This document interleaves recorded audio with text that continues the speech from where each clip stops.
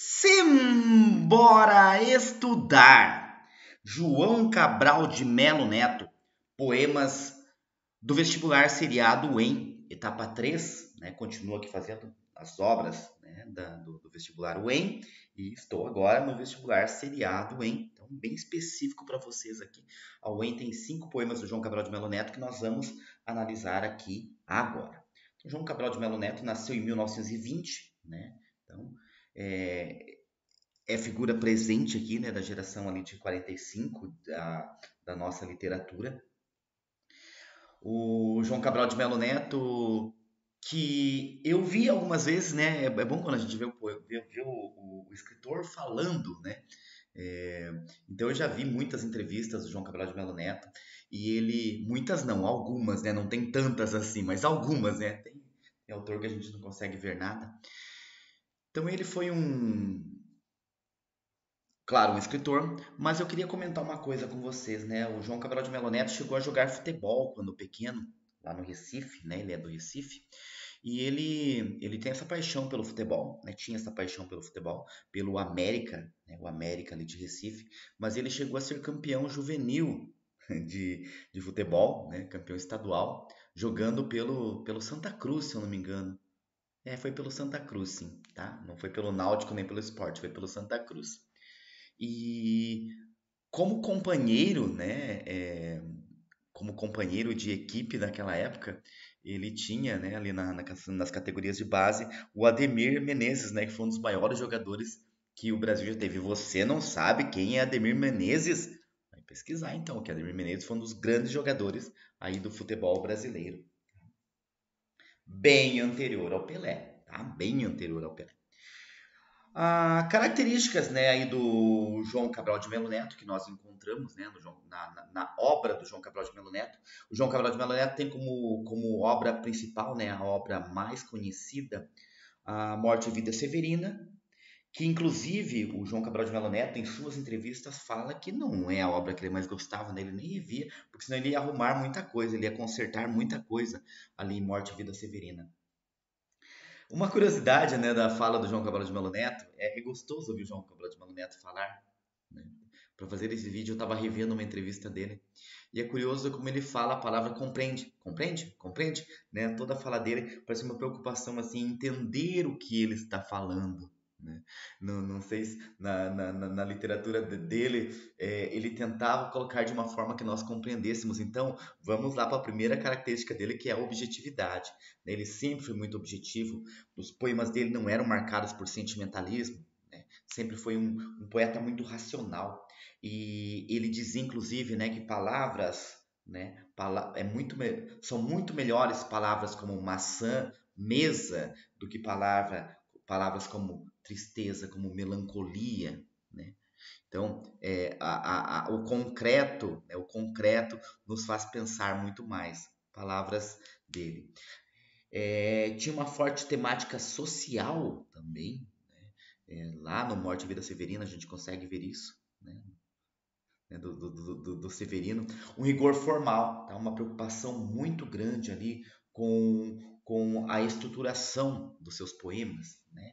Muitas vezes a métrica, né? Os versos rimados, então ele tinha uma preocupação muito grande e usar elementos ali da cultura popular, tá? Valorizando as raízes, né? As suas raízes ali, a sua raiz pernambucana, né? Nessa poesia tão concreta, né? Tão concreta e tão objetiva. É... O Brasil não teve, né, no período do realismo ali, um grande poeta realista, né? Não teve isso no Brasil, né? O realismo foi mais em prosa. O João Cabral de Melo Neto, ele se aproxima muito, né, dessa poesia mais realista, ali, né? Mais desse realismo ligado lá à escola literária realismo. Pessoal, não confundam, ele é da geração de 45. Ele está aqui no modernismo, né, na terceira geração ali, tá? E uma das principais características do João Cabral de Melo Neto, que é a poesia metalinguística, né? A poesia falando sobre a própria poesia, né? O ato de escrever ali, como ele escreve. Eu coloquei essa foto porque eu acho essa foto muito linda. Então vamos lá aos poemas aqui da UEM, do João Cabral de Melo Neto. O primeiro poema é o Engenheiro. O João Cabral de Melo Neto é conhecido como o engenheiro, né? O engenheiro da literatura. Esqueci de falar algo importante, né? Voltando aqui um pouquinho. O João Cabral de Melo Neto chegou a ser, ele era um diplomata brasileiro, né? Ele viveu muito tempo fora do país, em vários países. Então, ele fala sobre isso, né, nessa entrevista que eu revi agora. Ele fala sobre estar em vários países, mas não. O único país que ele escreve um pouco é sobre a Espanha, talvez porque ele tenha achado mais características como aqui. E ele chegou a ser, né, a ter o seu cargo, né, ser exonerado ali do cargo durante o período do governo Getúlio Vargas, devido a ser acusado de comunista. Tá? Nós vimos isso também com o Vinícius de Moraes, né? Quem está fazendo vestibular aqui da UEM viu isso, né, quando eu falei no vídeo do Vinícius de Moraes. Então vamos lá ao poema O Engenheiro. Engenheiro, então, construção, tá? Construção, construir, né? E uma coisa concreta. A luz, o sol, o ar livre envolvem o sonho do engenheiro. O engenheiro sonha coisas claras, superfícies tênues, um copo de água. Então observa, né? A luz, o sol, o ar livre, né? Aquele sonho do engenheiro, coisas claras, então coisas objetivas. E ele coloca, né? Ali três palavras, né? Três palavras ali que, né? Elas não fazem, não fazem parte ali do mesmo campo semântico, né? Superfícies, tênis, um copo de água. O lápis, o esquadro, o papel, o desenho, o projeto, o número, né? Elementos ali, né, do engenheiro. O engenheiro pensa um mundo justo, mundo que nenhum véu encobre. Olha, mundo que nenhum véu encobre, ou seja, um mundo que ele não é encoberto, né? Nós consigamos ver tudo ali, um mundo justo, né, de justiça, em que a gente consiga ver tudo, nenhum véu esteja encobrindo. Em certas tardes, nós subíamos ao edifício. Tá? Então, é como se fosse uma narrativa que em certas tardes nós subimos ao edifício, a cidade diária, como um jornal que todos liam. Ganhava um pulmão de cimento e vidro. Um pulmão de cimento e vidro. Né? Então, aquela respiração ali do pulmão de cimento e vidro. Como eu falei para vocês, aquela coisa concreta ali do poema.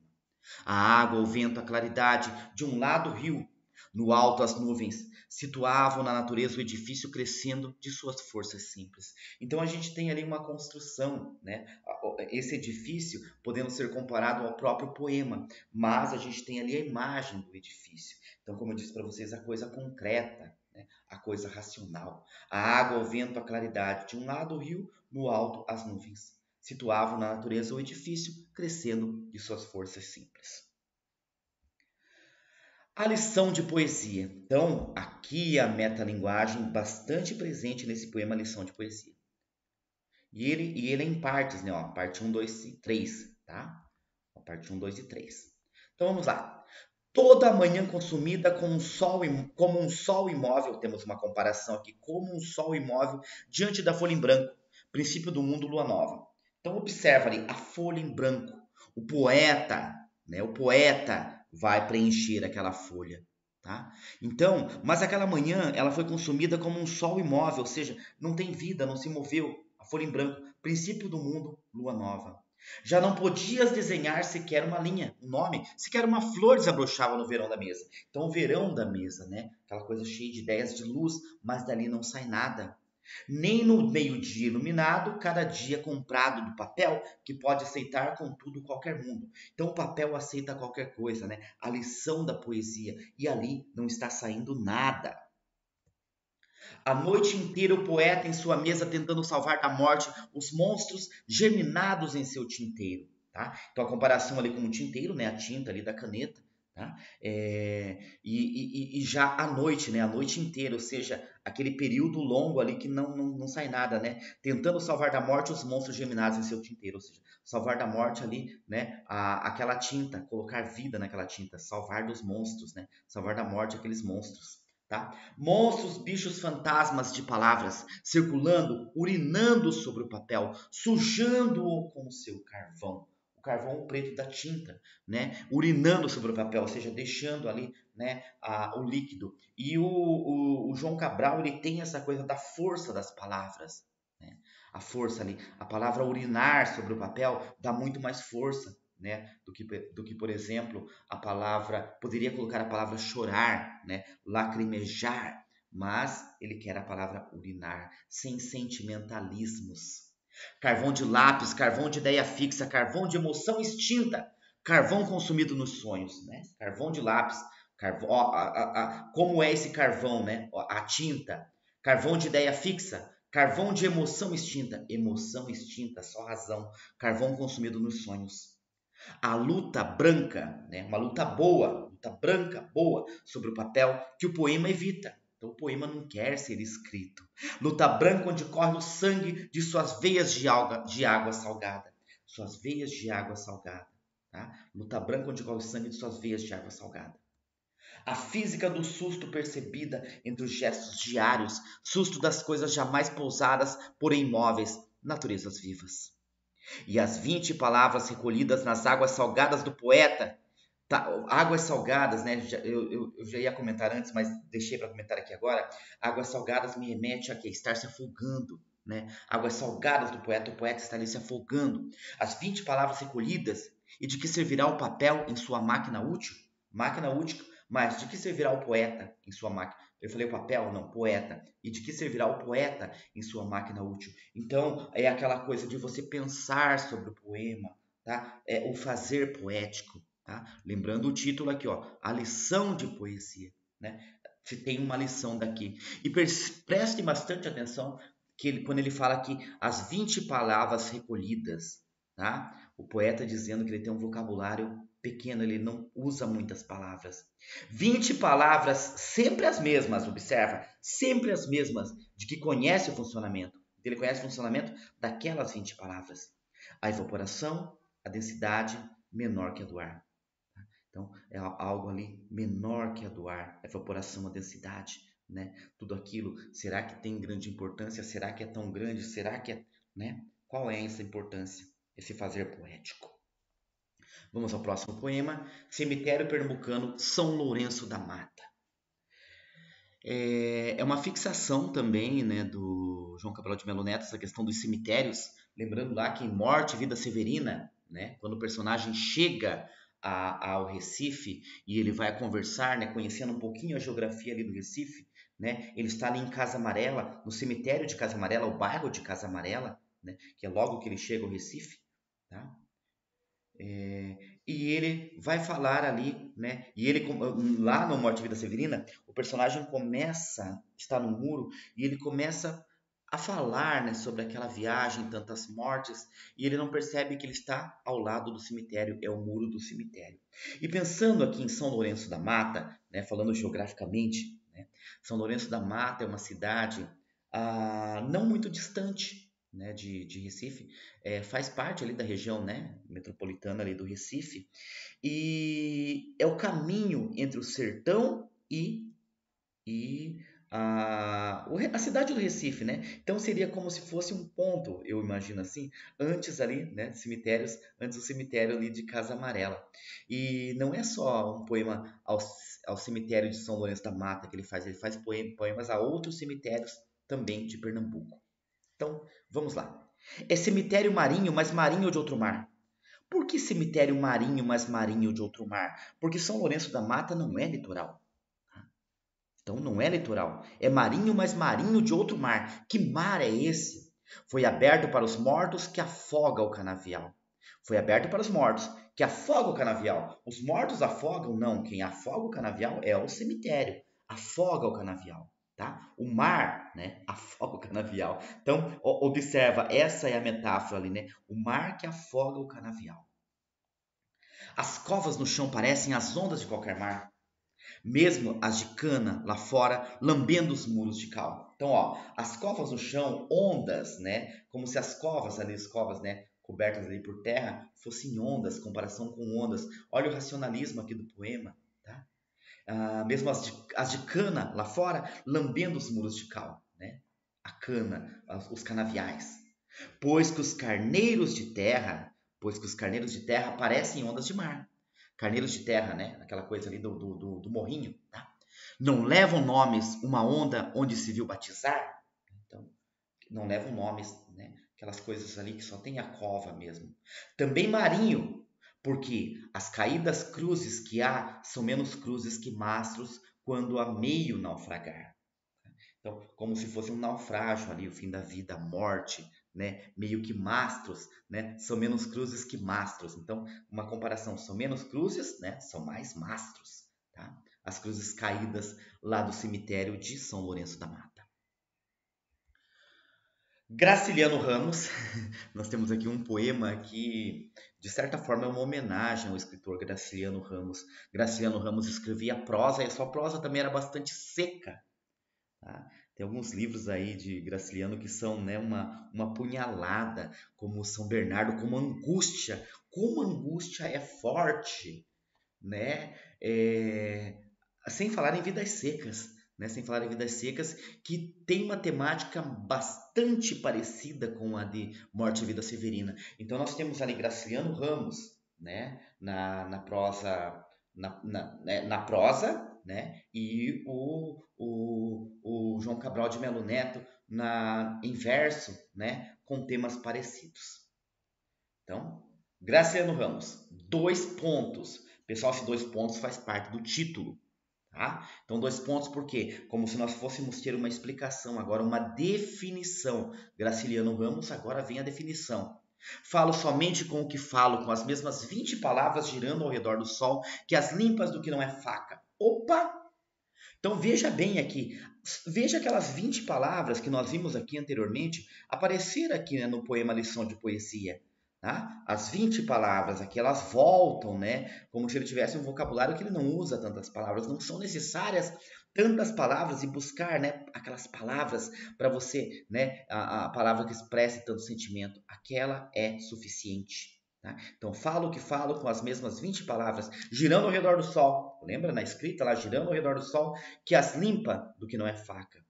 Que as limpa do que não é faca. Então, limpa de tudo, menos de faca. E faca também é um outro objeto, é uma outra palavra, né, cortante, que está presente ali na obra do João Cabral de Melo Neto, como se ela nos cortasse, como que ela fosse afiada, né? Então, essa coisa bastante assim da linguagem rude, da linguagem que nos corta. De toda uma crosta viscosa, resto de janta baianada que fica na lâmina e cega seu gosto de cicatriz clara, cicatriz que se mostra, cicatriz clara. Observa que ele começa, falo somente com o que falo, né? Com o que falo. E eu falo o que? Esqueci de falar isso. Com as mesmas 20 palavras. Eu converso com essas palavras. E agora não é falo somente com o que falo, é falo somente do que falo.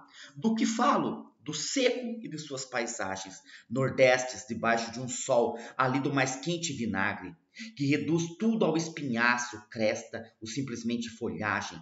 Folha prolixa, folharada, onde possa esconder-se a fraude. E aqui nesse poema a gente vai ver que ele coloca como uma definição do que vai ser, né, os 2 pontos aqui, né, do que vai ser o Graciliano Ramos, mas ele está falando dele, da poesia dele. Então, o João Cabral de Melo Neto usa, né, o Graciliano Ramos para falar da poesia dele. Então, ele aproxima, né, eles se aproximam nessa fala. Como eu falei anteriormente, a prosa do Graciliano Ramos né, da poesia, né, dos textos em verso do João Cabral de Melo Neto. Deixa eu terminar isso aqui, eu vou lembrar de falar uma coisa importante. Eu vou me lembrando durante o vídeo, né? Tá?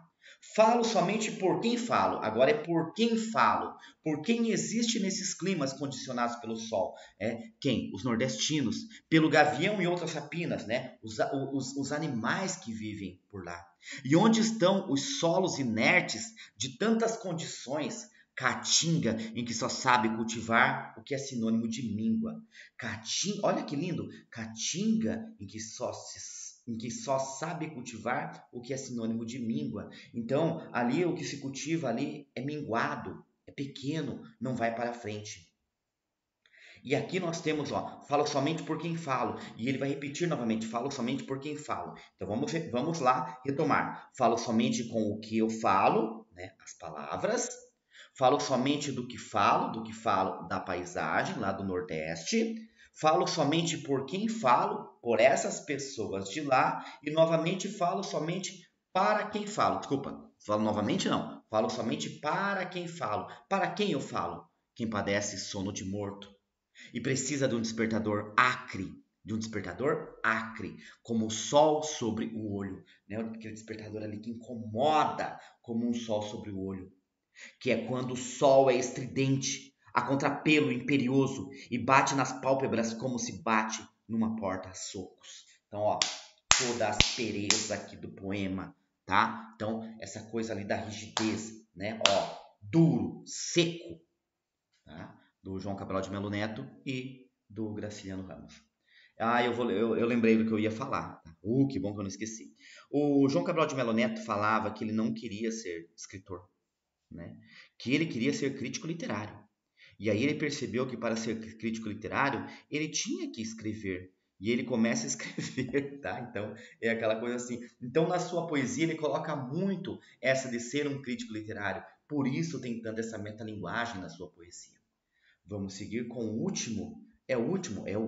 Menino de Engenho. Então, vamos lá. Menino de Engenho. Menino de Engenho, já pegamos a referência aí, né? Menino de Engenho de José Lins do Rego. Então, observa, aqui tem Graciliano e aqui tem José Lins do Rego. A cana cortada é uma foice, cortada num ângulo agudo, ganha o gume afiado da foice, que a corta em foice um dar-se mútuo. Turma, apesar de ter aqui uma musicalidade nesse poema, né? Perceberam na hora que eu fui, né, lendo aqui, declamando, o João Cabral de Melo Neto era um cara que não gostava de música, né? Ele chegava a falar que o Vinícius de Moraes como que era, como que ele dizia mesmo do Vinícius? O Vinícius era um poeta desperdiçado, porque ele desperdiçou muito com a música, né? Se ele se dedicasse mais à poesia e não à música, ele seria um poeta muito maior. Não gostava de música. A cana cortada é uma foice cortada no ângulo. Vou reler. A cana cortada é uma foice cortada no ângulo agudo. Ganha o gume afiado da foice que a corta em foice um dar-se mútuo. Então, olha a repetição aqui, né? Tá? Menino de Engenho, lembrando lá o poema do José Lins do Rego. Menino, né? Como se estivesse conversando com o menino. O gume de uma cana cortou-se ao quase de cegar-me. E uma cicatriz que não guardo, sob dentro de mim guardar-se. Uma cicatriz que não guardo, sob dentro de mim guardar-se. Ele pode estar falando aqui da leitura do Menino de Engenho, como ele pode estar falando, né, da cicatriz que guardou naquele menino, né? Aquela cicatriz daquela infância ali, né, do Menino de Engenho, lá do José Lins do Rego. A cicatriz não tenho mais. O inoculado tenho ainda. Nunca soube se o inoculado, então, é vírus ou vacina, né? Aquilo que ficou ali é vírus ou vacina, tá? Ele está contagiando ou ele está sarando? Ou ele está, né, fazendo ali a cura. Beleza, pessoal? Ó, você que está aqui, né, vestibular UEM, esses vídeos são só para você. Tá? Então, pessoas, né, que estão aí procurando vídeos na internet, elas não vão chegar aqui nem por esse poema Menino do Engenho, nem pelo Graciliano Ramos, porque eles estão aqui no meio. Não é um vídeo só sobre o poema. Eu fiz os 5 aqui para vocês. Então, se você chegou até o final, se você gostou, não deixa, né, de deixar o seu like, não deixa, né, de se inscrever no canal se você não se inscreveu ainda, porque esse vídeo é especialmente para você. Espero realmente que tenham gostado. Por hoje é isso e simbora estudar!